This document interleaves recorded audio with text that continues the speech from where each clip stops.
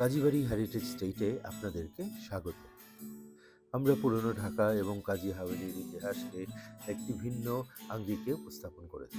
আমাদের এই হাভেলিটি 1820 সালের পূর্বে নির্মিত।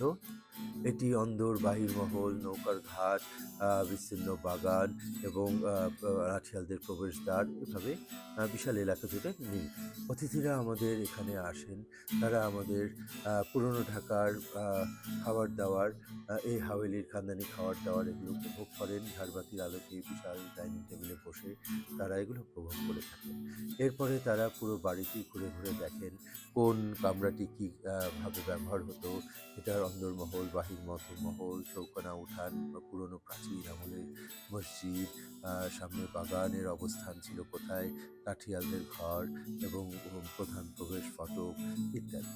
এরপরে তাদেরকে আরও দেখানো হয় পুরনো দলিলপত্র, অনেক পুরনো ফটোগ্রাফ, পুরনো আসবাবপত্র, তৈজসপত্র এবং অনেক পুরনো কাহিনী, গল্প, ইতিহাসের ইত্যাদি তাদেরকে বলা হয়। তারা এগুলো উপভোগ করেন, তারা বিভিন্ন জায়গায় গিয়ে ছবি তোলেন এবং তারা নিজেদের মতন করে জায়গাটি ঘুরে দেখেন। তো আপনারাও দাওয়াত থাকলেও কাজীবাড়িতে আপনারাও আসবেন, কাজীবাড়িতে ইনশাল্লাহ ঘুরে যাবেন, পুরনো ইতিহাস এবং গল্প দেখে যাবেন।